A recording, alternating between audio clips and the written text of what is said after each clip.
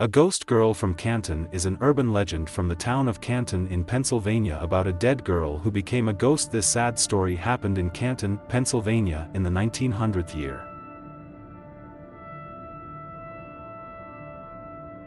There was an old railway in Canton, on which trains did not travel often. One little girl decided that she was big enough and could ride her bike without adult supervision. When she got to the railway tracks, she decided that the sleepers were flat enough and she could ride on them.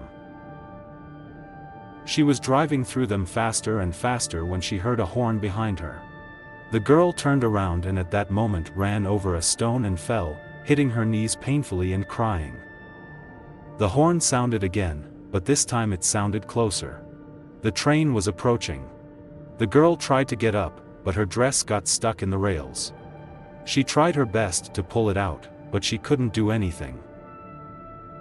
The girl noticed that the train was really very close to her. In desperation, she began to look around in the hope of finding something that would help her escape. She noticed a broken bottle on the ground next to the rails, grabbed it and started cutting the fabric of the dress. At the last moment, the dress tore, the train passed by, and the girl fell into a cave with water. The girl barely made it to safety alive, but she died anyway. They say that her moans can still be heard from that cave. And if you dare to go down into the cave at midnight, she will haunt you, asking you not to leave there. Devil's Alley is an urban legend from Mexico. This is the name of one of the streets or alleys in almost all Mexican cities. This legend is well known in Mexico, because almost every city has a street or alley that is called Devil's Alley or Devil's Alley, whichever you like. And almost every city tells the same story about the appearance of this street with different variations.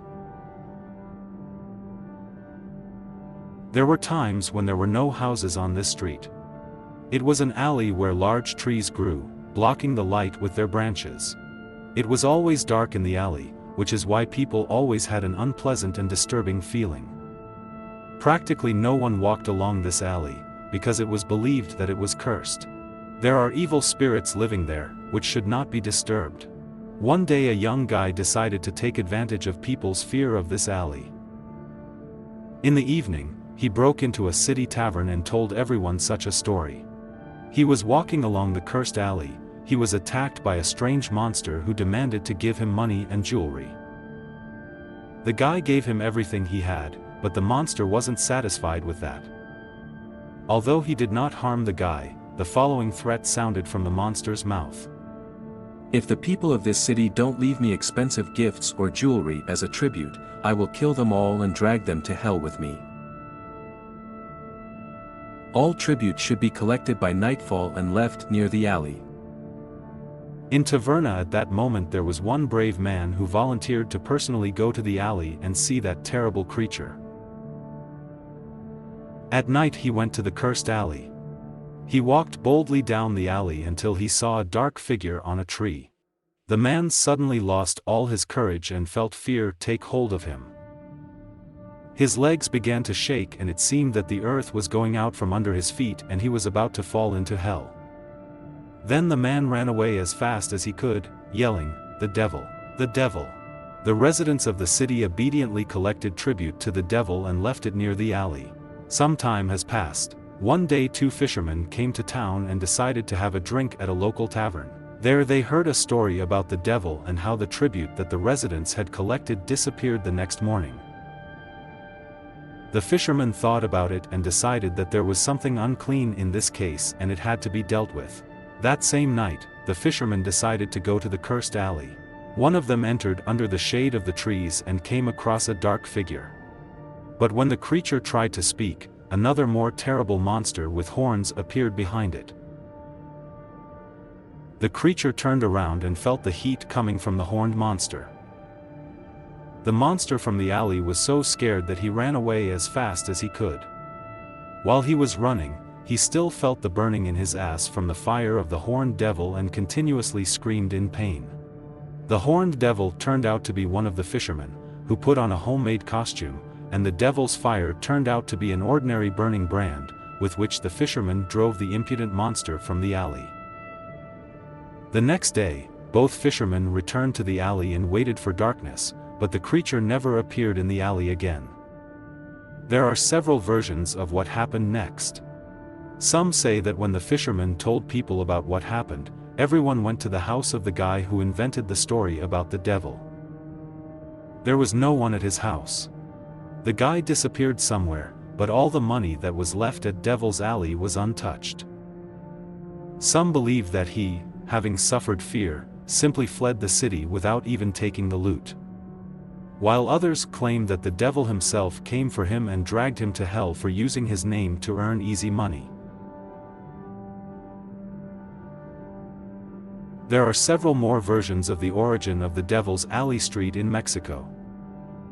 Another legend claims that once there lived in the city an evil guy who robbed people passing through one of the alleys at night. He beat them and sometimes even killed and raped young girls who were not lucky enough to be in that place. One morning, people found his mutilated body in the middle of an alley. And everyone began to say that the devil himself came and killed him, punishing him for the crime. In some cities, it is believed that people engaged in witchcraft lived on this street. They performed rituals here to summon the devil. That is why one of the streets was named Devil's Alley. The Newburyport School is a school in the town of Newburyport, Massachusetts, where the ghost of a murdered boy has settled. Many years ago, there was a school for children from poor families in the town of Newburyport in Massachusetts. The school was crowded with special children with disabilities and problematic behavior.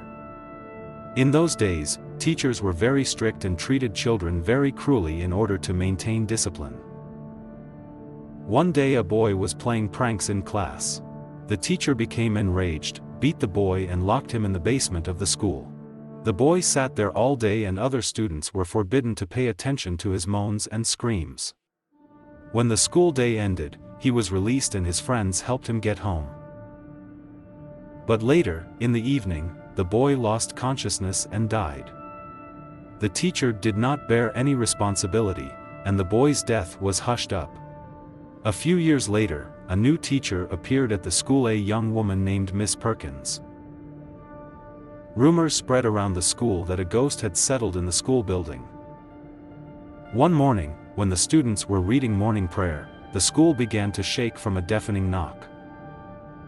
Someone was knocking on the school door, but when Miss Perkins opened the door, there was no one on the street. Every day a mysterious yellow vapor appeared in the classroom and the cold air enveloped the school. Students and teachers began to feel bad, but tried not to pay attention to it.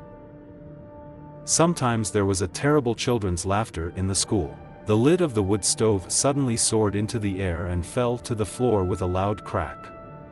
The bell on the teacher's desk also soared up and rang by itself, which was watched with horror by the students in the classroom. The cleaning lady at the school was so scared that she eventually refused to work there. One day during class, Miss Perkins called a student to the center of the class to read an excerpt from a book in front of the class. The child suddenly stumbled in the middle of a sentence and pointed to a hand that was floating in the air. The whole class was horrified to see a human figure gradually materialize from the hand. It was a boy with his hand raised. The ghost boy just stood there. His face and jaw were bandaged with a white cloth, as if his wounds were being bandaged. When Miss Perkins tried to touch him, he slowly disappeared in front of the whole class. Miss Perkins tried to calm the students down and said it was a hallucination, but the children were terrified. Supernatural incidents shattered the young teacher's nerves and undermined her health.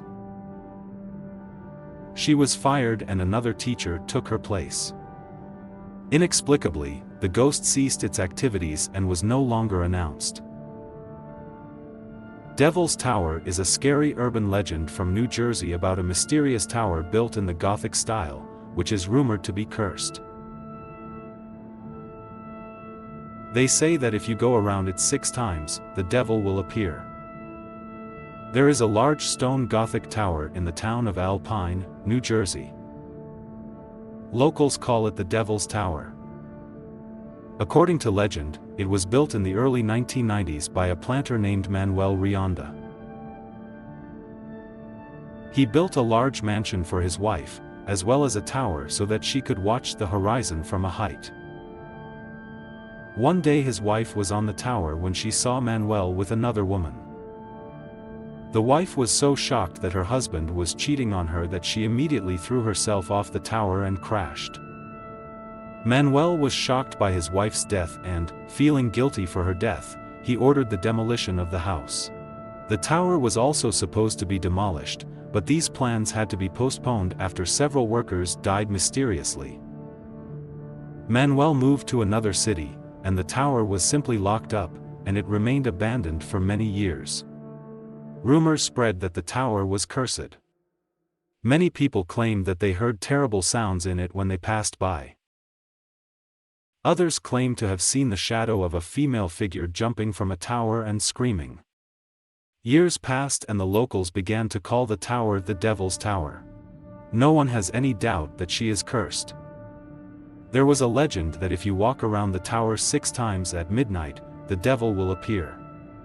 The tower was chosen by Satanists, who began to gather under it and hold their masses and read prayers to the devil.